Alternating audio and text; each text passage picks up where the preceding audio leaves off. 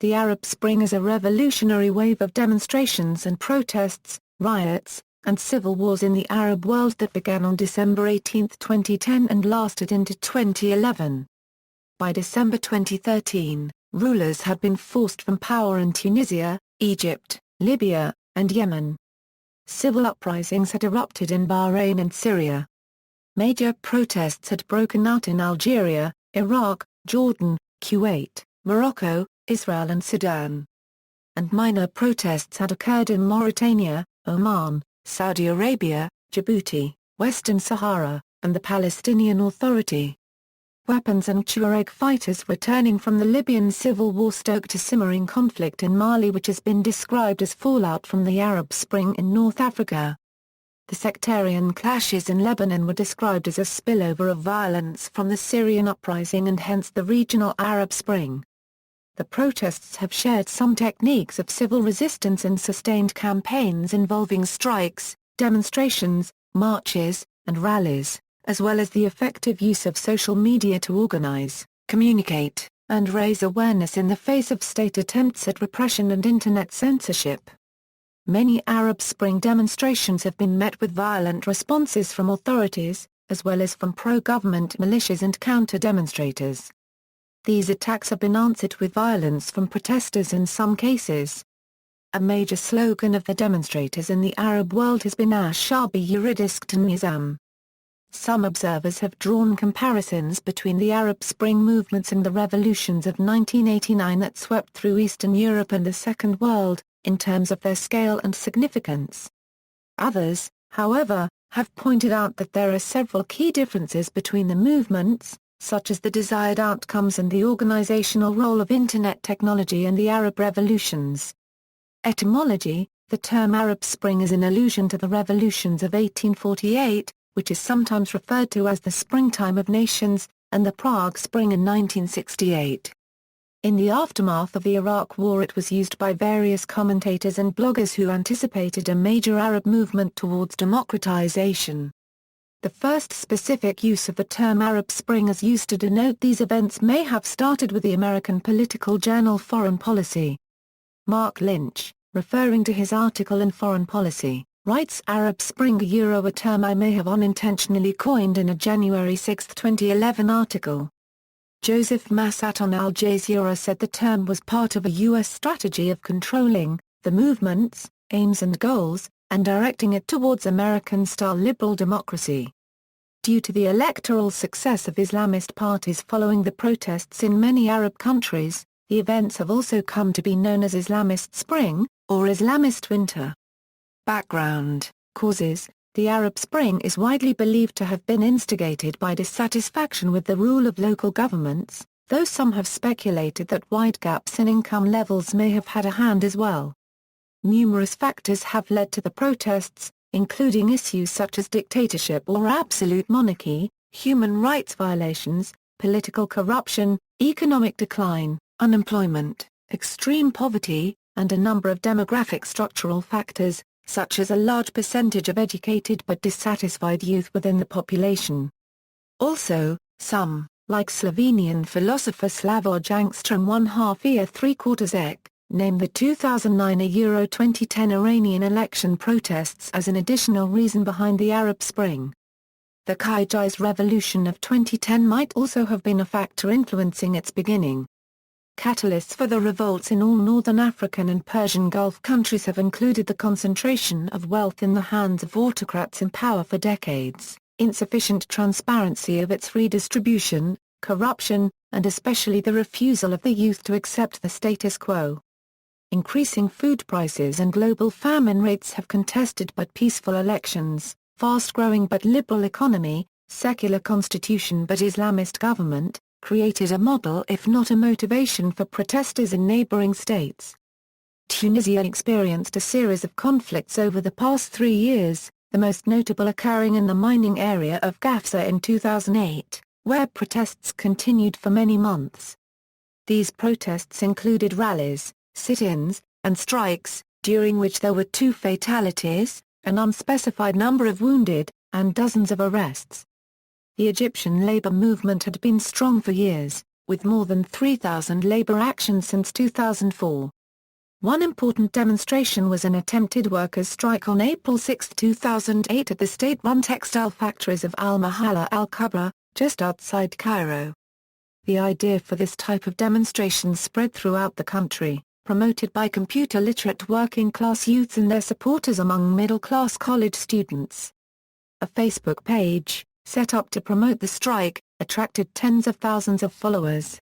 The government mobilized to break the strike through infiltration and riot police, and while the regime was somewhat successful in forestalling a strike, dissidents formed the April 6 Committee of Youths and Labor Activists, which became one of the major forces calling for the anti-Mubarak demonstration on January 25 in Tahrir Square. In Algeria, discontent had been building for years over a number of issues. In February 2008, United States Ambassador Robert Ford wrote in a leaked diplomatic cable that Algeria is unhappy with long-standing political alienation. That social discontent persisted throughout the country, with food strikes occurring almost every week. That there were demonstrations every day somewhere in the country. And that the Algerian government was corrupt and fragile. Some have claimed that during 2010 there were as many as 9,700 riots and unrests throughout the country. Many protests focused on issues such as education and healthcare, while others cited rampant corruption. In Western Sahara, the Gdamazik protest camp was erected 12 kilometers southeast of al-ʿarabīٰ by a group of young Zarawis on October 9, 2010. Their intention was to demonstrate against labor discrimination, unemployment, looting of resources, and human rights abuses. The camp contained between 12,000 and 20,000 inhabitants, but on November 8, 2010 it was destroyed and its inhabitants evicted by Moroccan security forces. The security forces faced strong opposition from some young Sahrawi civilians, and rioting soon spread to al-ʿarabīٰ and other towns within the territory, resulting in an unknown number of injuries and deaths. Violence against Sahrawis in the aftermath of the protests was cited as a reason for renewed protests months later, after the start of the Arab Spring. The catalyst for the current escalation of protests was the self-immolation of Tunisian Mohamed Bouazizi.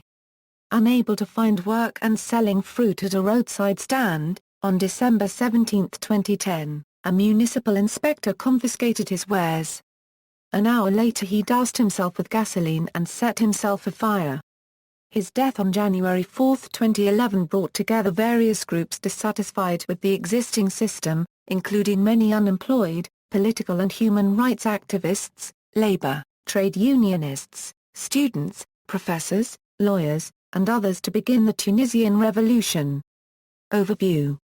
The series of protests and demonstrations across the Middle East and North Africa that commenced in 2010 has become known as the Arab Spring, and sometimes as the Arab Spring and Winter, Arab Awakening, or Arab uprisings, even though not all the participants in the protests are Arab. It was sparked by the first protests that occurred in Tunisia on December 18, 2010 in Sidi Bouzid, following Mohamed Bouazizi's self-immolation in protest of police corruption and ill-treatment. With the success of the protests in Tunisia, a wave of unrest sparked by the Tunisian Burning Man struck Algeria, Jordan, Egypt, and Yemen, then spread to other countries.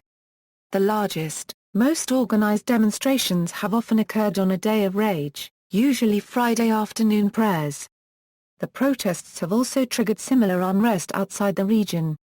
As of September 2012, governments have been overthrown in 4 countries. Tunisian President Zine El Abidine Ben Ali fled to Saudi Arabia on January 14, 2011 following the Tunisian Revolution protests.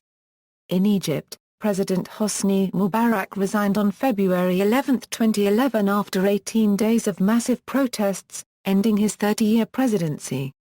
The Libyan leader Muammar Gaddafi was overthrown on August 23, 2011, after the National Transitional Council took control of Bab al-Azizia. He was killed on October 20, 2011, in his hometown of Sirte after the NTC took control of the city. Yemeni President Ali Abdullah Saleh signed the GCC power transfer deal in which a presidential election was held, resulting in his successor Abd al-Rabb Mansur al-Hadi formally replacing him as the president of Yemen on February 27, 2012. in exchange for immunity from prosecution. During this period of regional unrest, several leaders announced their intentions to step down at the end of their current terms.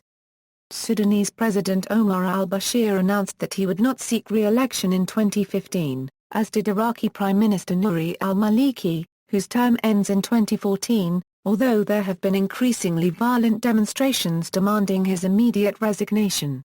Protests in Jordan have also caused the sacking of 4 successive governments by King Abdullah.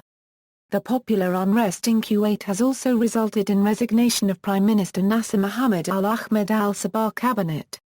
The geopolitical implications of the protests have drawn global attention, including the suggestion that some protesters may be nominated for the 2011 Nobel Peace Prize. Tawfiq al-Karman from Yemen was one of the 3 laureates of the 2011 Nobel Peace Prize as a prominent leader in the Arab Spring. In December 2011, Time magazine named the protester its Person of the Year. Another award was noted when the Spanish photographer Samuel Aranda won the 2011 World Press Photo Award for his image of a Yemeni woman holding an injured family member, taken during the civil uprising in Yemen on October 15, 2011. Summary of conflicts by country, major events, Tunisia. Following the self-immolation of Mohamed Bouazizi and Sidi Bouzid, a series of increasingly violent street demonstrations through December 2010 ultimately led to the ousting of longtime President Zine El Abidine Ben Ali on January 14, 2011. The demonstrations were preceded by high unemployment, food inflation, corruption, lack of freedom of speech and other forms of political freedom, and poor living conditions. The protests constituted the most dramatic wave of social and political unrest in Tunisia in 3 decades, and have resulted in scores of deaths and injuries, most of which were the result of action by police and security forces against demonstrators. Ben Ali fled into exile in Saudi Arabia, ending his 23 years in power. A state of emergency was declared and a caretaker coalition government was created following Ben Ali's departure, which included members of Ben Ali's party, the Constitutional Democratic Rally, as well as opposition figures from other ministries. However, the 5 newly appointed non-RCD ministers resigned almost immediately. As a result of continued daily protests, on January 27 Prime Minister Mohamed Ghannouchi reshuffled the government, removing all former RCD members other than himself, and on February 6 the former ruling party was suspended. Later, on March 9, it was dissolved. Following further public protests, Ghannouchi himself resigned on February 27, and Beji Caid el-Sebsi became prime minister. On October 23, citizens voted in the first post-revolution election to elect representatives to a 217-member constituent assembly that would be responsible for the new constitution. The leading Islamist party, Ennahda, won 37% of the vote, and managed to elect 42 women to the Constituent Assembly. Egypt. Inspired by the uprising in Tunisia and prior to his entry as a central figure in Egyptian politics, potential presidential candidate Mohamed El Baradei warned of a Tunisia-style explosion in Egypt. Protests in Egypt began on January 25, 2011 and ran for 18 days. Beginning around midnight on January 28, the Egyptian government attempted, somewhat successfully, to eliminate the nation's internet access, in order to inhibit the protesters' ability to use media activism to organize through social media. Later that day, as tens of thousands protested on the streets of Egypt's major cities, President Hosni Mubarak dismissed his government, later appointing a new cabinet. Mubarak also appointed the first vice president in almost 30 years. The U.S. Embassy and international students began a voluntary evacuation at the end of January, as violence and rumors of violence escalated. On February 10, Mubarak ceded all presidential power to Vice President Omar Suleiman, but soon thereafter announced that he would remain as president until the end of his term. However, protests continued the next day, and Suleiman quickly announced that Mubarak had resigned from the presidency and transferred power to the armed forces of Egypt. The military immediately dissolved the Egyptian parliament, suspended the Constitution of Egypt, and promised to lift the nation's 30-year emergency laws. A civilian, Essam Sharaf, was appointed as Prime Minister of Egypt on March 4 to widespread approval among Egyptians in Tahrir Square. Violent protests, however, continued through the end of 2011 as many Egyptians expressed concern about the Supreme Council of the Armed Forces' perceived sluggishness in instituting reforms and their grip on power. Hosni Mubarak and his former Interior Minister Habib al-Adli were convicted to life in prison on the basis of their failure to stop the killings during the first 6 days of the 2011 Egyptian revolution. His successor, Mohamed Morsi, was sworn in as Egypt's first democratically elected president before judges at the Supreme Constitutional Court. Fresh protests erupted in Egypt on November 22, 2012. On July 3, 2013, the military overthrew the replacement government and President Morsi was removed from power. Libya. Anti-government protests began in Libya on February 15, 2011. By February 18 the opposition controlled most of Benghazi, the country's second-largest city. The government dispatched elite troops and militia in an attempt to recapture it, but they were repelled. By February 20, protests had spread to the capital Tripoli, leading to a television address by Saif al-Islam Gaddafi, who warned the protesters that their country could descend into civil war. The rising death toll, numbering in the thousands, drew international condemnation and resulted in the resignation of several Libyan diplomats, along with calls for the government's dismantlement. Amidst ongoing efforts by demonstrators and rebel forces to wrest control of Tripoli from the Jamahiriya, the opposition set up an interim government in Benghazi to oppose Colonel Muammar Gaddafi's rule. However, despite initial opposition success, government forces subsequently took back much of the Mediterranean coast. On March 17, United Nations Security Council Resolution 1973 was adopted, authorizing a no-fly zone over Libya, and all necessary measures to protect civilians. 2 days later, France, the United States and the United Kingdom intervened in Libya with a bombing campaign against pro-Gaddafi forces. A coalition of 27 states from Europe and the Middle East soon joined the intervention. The forces were driven back from the outskirts of Benghazi, and the rebels mounted an offensive, capturing scores of towns across the coast of Libya. The offensive stalled however, and a counter-offensive by the government retook most of the towns, until a stalemate was formed between Brega and ar-rabīʿ, the former being held by the government and the latter in the hands of the rebels. Focus then shifted to the west of the country, where bitter fighting continued. After a 3-month-long battle, a loyalist siege of rebel-held Misrata, the third-largest city in Libya, was broken in large part due to coalition airstrikes. The 4 major fronts of combat were generally considered to be the Nafusa Mountains, the Tripolitanian coast, the Gulf of Serjra, and the southern Libyan desert. In late August, anti-Gaddafi fighters captured Tripoli, scattering Gaddafi's government and marking the end of his 42 years of power.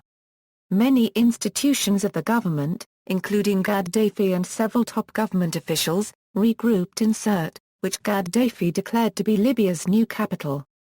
Others fled to Sabha, Bani Walid, and remote reaches of the Libyan desert, or to surrounding countries. However, Sabha fell in late September, Bani Walid was captured after a grueling siege weeks later, and on October 20, fighters under the aegis of the National Transitional Council seized Sirte, killing Gaddafi in the process. Yemen. Protests occurred in many towns in both the north and south of Yemen starting in mid-January 2011. Demonstrators initially protested against governmental proposals to modify the constitution of Yemen, unemployment and economic conditions, and corruption, but their demands soon included a call for the resignation of President Ali Abdullah Saleh, who had been facing internal opposition from his closest advisors since 2009. A major demonstration of over 16,000 protesters took place in Sana'a on January 27, 2011, and soon thereafter human rights activist and politician Tawaqi Khan called for a day of rage on February 3. According to Xinhua News, organizers were calling for 1 million protesters. In response to the planned protest, Ali Abdullah Saleh stated that he would not seek another presidential term in 2013. On February 3, 20,000 protesters demonstrated against the government in Sana'a, Others participated in a day of rage in Aden that was called for by Tawaqqa Khaman, while soldiers, armed members of the General People's Congress, and many protesters held a pro-government rally in Sana'a.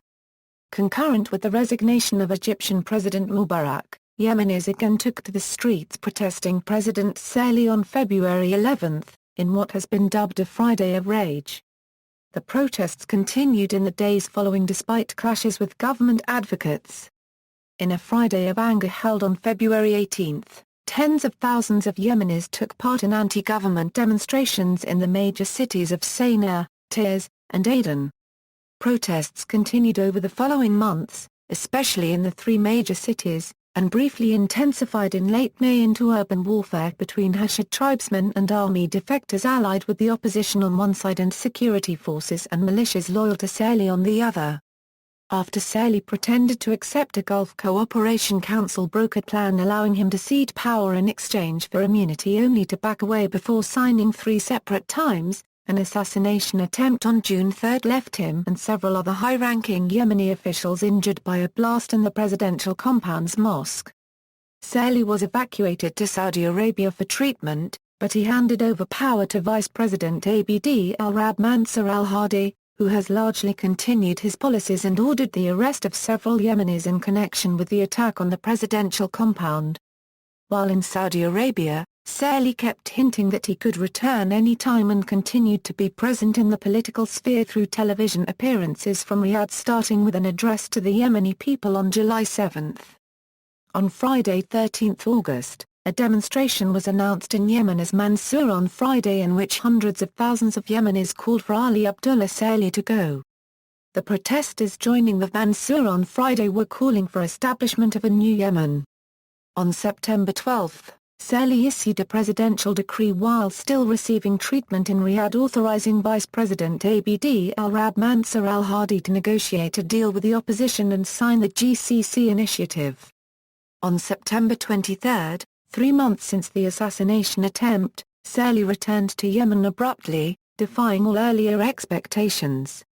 Pressure on Saleh to sign the GCC initiative eventually led to his signing of it in Riyadh on November 23, in which Saleh agreed to step down and set the stage for the transfer of power to his vice president.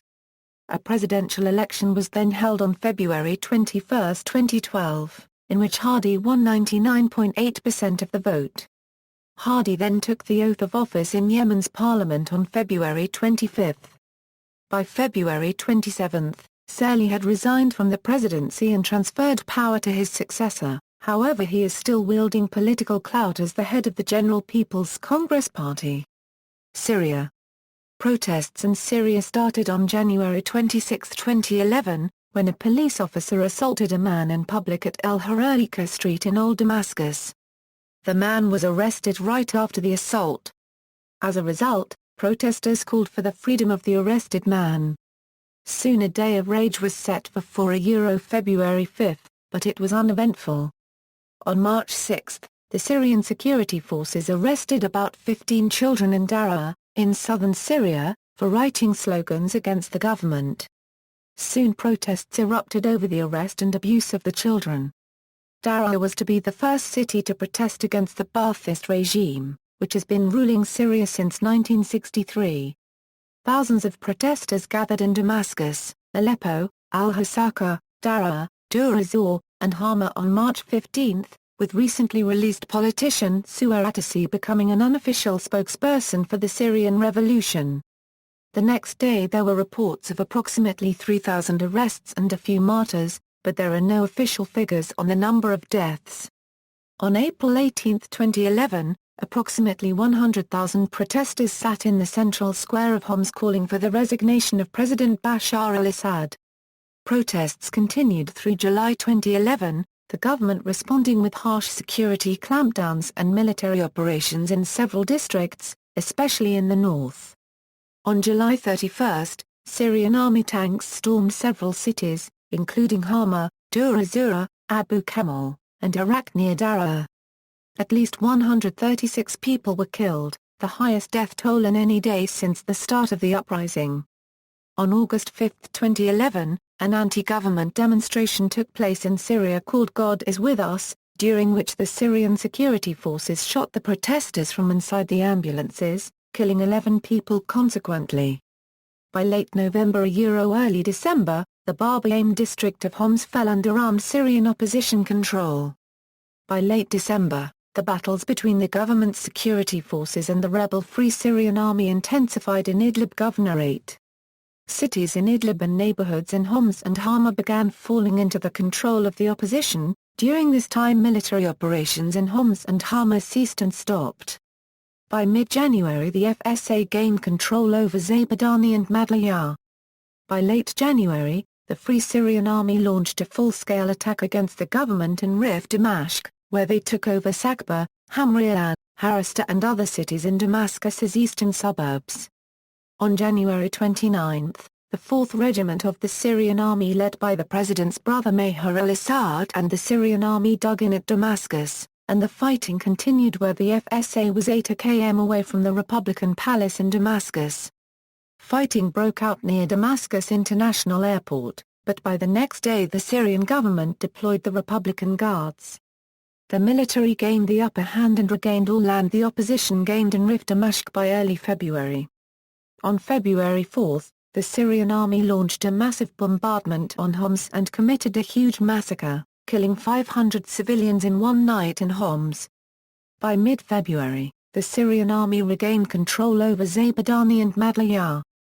In late February, army forces entered Bahrain after a big military operation and heavy fighting. Following this, the opposition forces began losing neighborhoods in Homs to the Syrian army including Al-Inshat, Jobr, Carmel Zaytun and only Homs's old neighborhoods, including al-Khalidiyah, Homs al-Khalidiyah, remained in opposition hands. By March 2012, the government began military operations against the opposition in Idlib Governorate including the city of Idlib, which fell to the army by mid-March. Sarak and Salman were also recaptured by the government during the month. Still, at this time, the opposition managed to capture Al-Qusar and Rastan. Heavy fighting also continued in several neighborhoods in Homs and in the city of Hama. The FSA also started to conduct hit-and-run attacks in the pro-Assad Aleppo Governorate, which they were not able to do before. Heavy to sporadic fighting was also continuing in the Daraa and Dura Zor governorates. By late April 2012, despite a ceasefire being declared in the whole country, sporadic fighting continued, with heavy clashes specifically in Al-Qusar, where rebel forces controlled the northern part of the city, while the military held the southern part. FSA forces were holding on to Al-Qusar, due to it being the last major transit point toward the Lebanese border.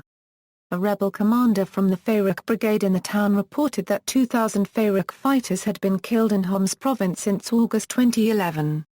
At this point, there were talks among the rebels in Al-Qusar, where many of the retreating rebels from Homs city's Bahrain district had gone, of Homs being abandoned completely.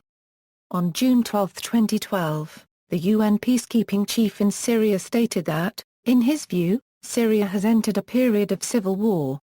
Bahrain. The protests in Bahrain started on February 14, and were initially aimed at achieving greater political freedom and respect for human rights. They were not intended to directly threaten the monarchy. Lingering frustration among the Shiite majority with being ruled by the Sunni government was a major root cause, but the protests in Tunisia and Egypt are cited as the inspiration for the demonstrations. The protests were largely peaceful until a pre-dawn raid by police on February 17 to clear protesters from Pearl Roundabout in Manama, in which police killed 4 protesters.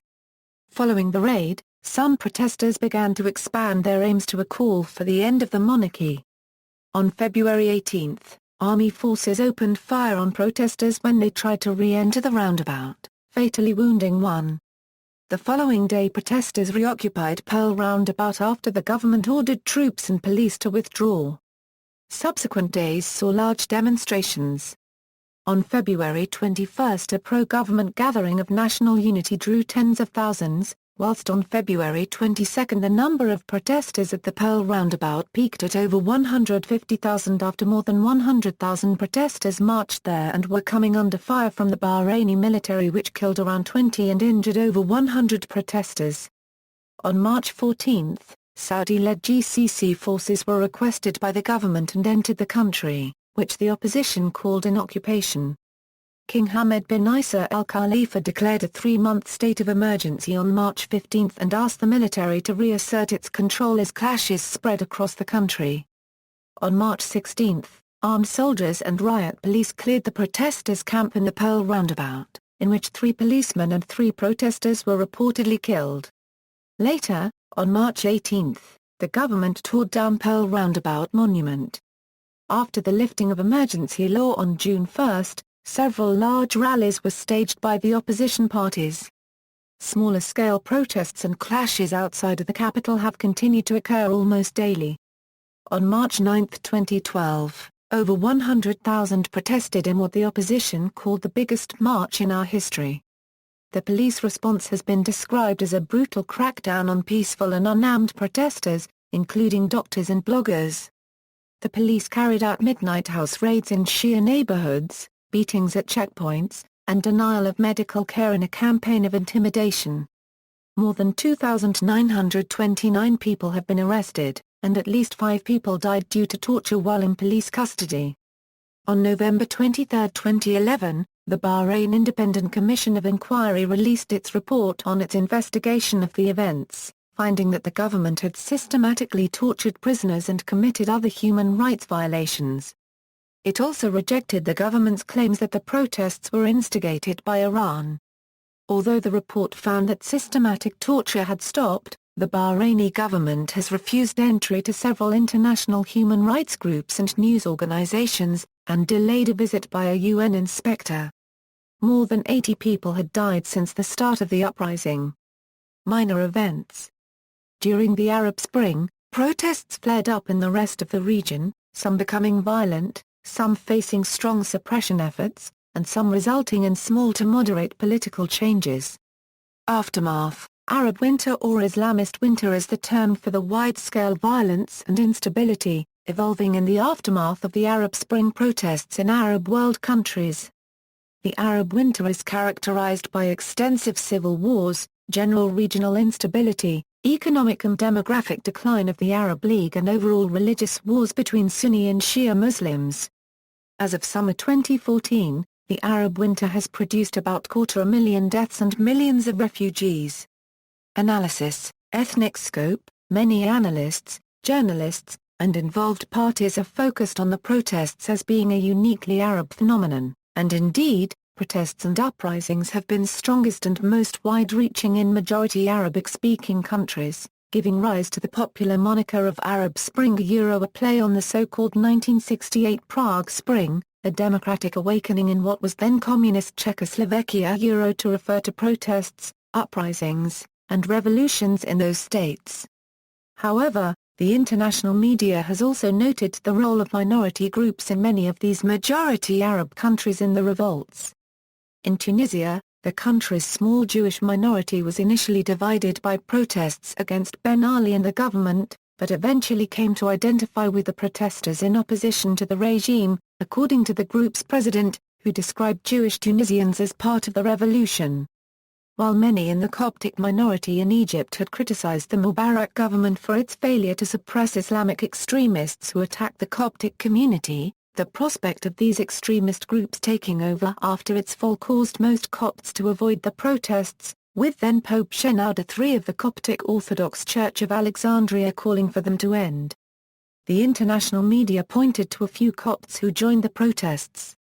Because the uprisings and revolutions erupted first in North Africa before spreading to Asian Arab countries, and the Berbers of Libya participated massively in the protests and fighting under Berber identity banners, some Berbers in Libya often see the revolutions of North Africa, west of Egypt, as a reincarnated Berber Spring. In Morocco, through a constitutional reform, passed in a national referendum on July 1, 2011, among other things, a standardized version of the 3 Berber languages of Morocco was made official alongside Arabic.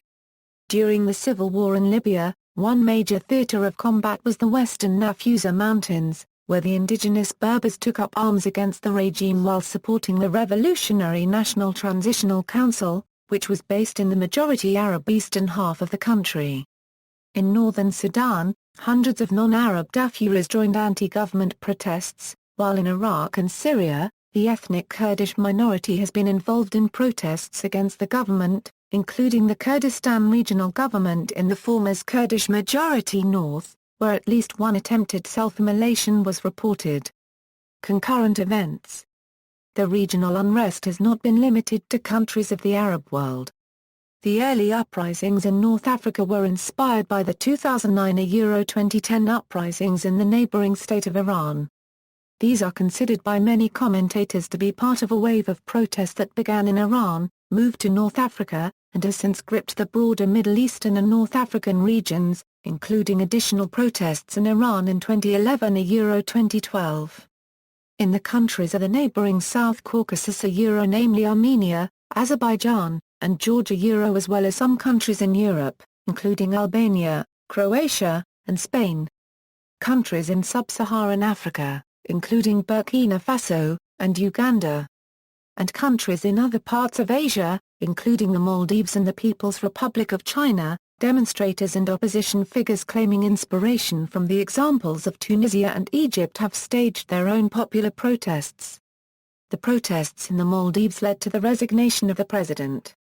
The bid for statehood by Palestine at the UN on September 23, 2011 is also regarded as drawing inspiration from the Arab Spring after years of failed peace negotiations with Israel. In the West Bank, schools and government offices were shut to allow demonstrations backing the UN membership bid in Ramallah, Bethlehem, Nablus and Hebron. Echoing similar peaceful protests from other Arab countries.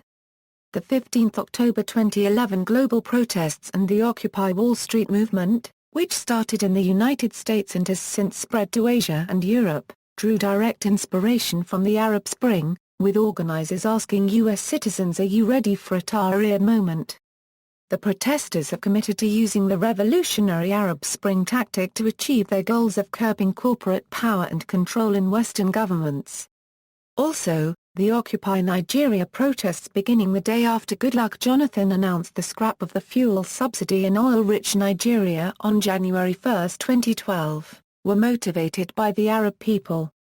The Tunisian revolution also brought about important changes to the intersection of art and politics in post-2011 Tunisia. International reactions. Protests in many countries affected by the Arab Spring have attracted widespread support from the international community, while harsh government responses have generally met condemnation. In the case of the Bahraini, Moroccan, and Syrian protests, the international response has been considerably more nuanced.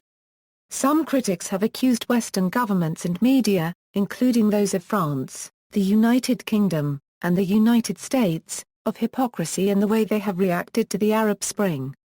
Noam Chomsky accused the Obama administration of endeavoring to muffle the revolutionary wave and stifle popular democratization efforts in the Middle East. The International Monetary Fund said oil prices were likely to be higher than originally forecast due to unrest in the Middle East and North Africa, major regions of oil production. Starting in 2010, global investors have significantly reduced their stakes in MENA region holdings since December 2010, resulting in significant declines in region-linked stock indexes. Kenan Engin, a German Kurdish political scientist, identified the new uprising in Arab and Islamic countries as the fifth wave of democracy, because of evident features qualitatively similar to the third wave of democracy in Latin America that took place in the 1970s and 1980s. Social media and the Arab Spring. In the wake of the recent events occurring in Syria, Egypt and Tunisia, a considerable amount of attention has been focused on the concept of democracy and collective activism, which continues to unravel in front of Western eyes across mass media. Equally important has been the role of social media and digital technologies in allowing citizens within areas affected by the Arab uprisings as a means for collective activism to circumvent state-operated media channels. 9 out of 10 Egyptians and Tunisians responded to a poll that they used Facebook to organize protests and spread awareness. Furthermore, 28% of Egyptians and 29% of Tunisians from the same poll said that blocking Facebook greatly hindered and/or disrupted communication. The influence of social media on political activism during the Arab uprisings has been much debated. Some critics have argued that digital technologies and other forms of communication videos, cellular phones, blogs, photos and text messages have brought about the concept of a digital democracy in parts of North Africa affected by the uprisings. Others have claimed that in order to understand the role of social media during the Arab uprisings, it must first be understood that in the context of high rates of unemployment and corrupt political regimens led to dissent movements within the region. In revolutions that were previously started on Facebook alone were rapidly quashed by secret police in those countries, so much so that in Egypt a prominent activist group always had "Do not use Facebook or Twitter" on the front and backs of their revolutionary material. Further evidence that suggests an important role of social media on the uprisings is that social media use more than doubled in Arab countries during the protests. Some research have shown how collective intelligence, dynamics of the crowd in participatory systems such as social media, have the immense power to support a collective action such as foment a political change. The graph depicting the data collected by the Dubai School of Government illustrates this sharp increase in Internet usage. The only discrepancy in the trend is with the growth rate in Libya. The report proposes a reasonable argument that explains such discrepancy: many Libyans fled the violence, and therefore moved their social media usage elsewhere. This influx of social media usage indicates the kind of people that were essentially powering the Arab Spring. Young people fueled the revolts of the various Arab countries by using the new generation's abilities of social networking to release the word of uprising to not only other Arab nations, but nations all over the world. As of April 5, 2011, the amount of Facebook users in the Arabian nations surpassed 27.7 million people, indicating that the constant growth of people connected via social media acted as an asset where communication was concerned. Others have argued that television, specifically the constant live coverage by Al Jazeera and the sporadic live coverage by BBC News and others, was highly important for the Egyptian revolution of 2011 as the cameras provided exposure and prevented mass violence by the Egyptian government in Tahrir Square, as opposed to the lack of such live coverage and the more widespread violence in Libya. The ability of protesters to focus their demonstrations on a single area and be covered live was fundamental in Egypt, but was not possible in Libya, Bahrain and Syria. Different sorts of media such as image and video were also used to portray the information. Images surfaced that showed current events, which illustrated what was going on within the Arabian nations. The visual media that spread throughout the Internet depicted not only singular moments, but showed the Arabian nation's history, and the change that was to come. Through social media, the ideals of rebel groups, as well as the current situations in each country, received international attention. It is still debated whether or not social media acted as a primary catalyst for the Arab Spring to gain momentum and become an internationally recognized situation. Regardless, it has still played a crucial role in the movement. See also: References. Further reading. External links: Right to Nonviolence, United States Institute of Peace, Civil Movements, The Impact of Facebook and Twitter, Middle East Constitutional Forum, Live Blogs, Middle East at Al Jazeera, Middle East Protests at BBC News, Arab and Middle East Protests Live blog at The Guardian, Middle East Protests at the Lead blog at The New York Times, Middle East Protests Live at Reuters, Ongoing coverage, Academic Arab Spring Reading list collected peer-reviewed academic articles on the impact of social media on the Arab Spring, Constitutional Transitions Timeline collected legal and political changes and short analysis at Middle East Constitutional Forum, Unrest in the Arab World collected news and commentary at Carnegie Endowment for International Peace, Issue Guide, Arab World Protests, Council on Foreign Relations, Middle East Protests collected news and commentary at the Financial Times, Unrest in the Arab World collected map,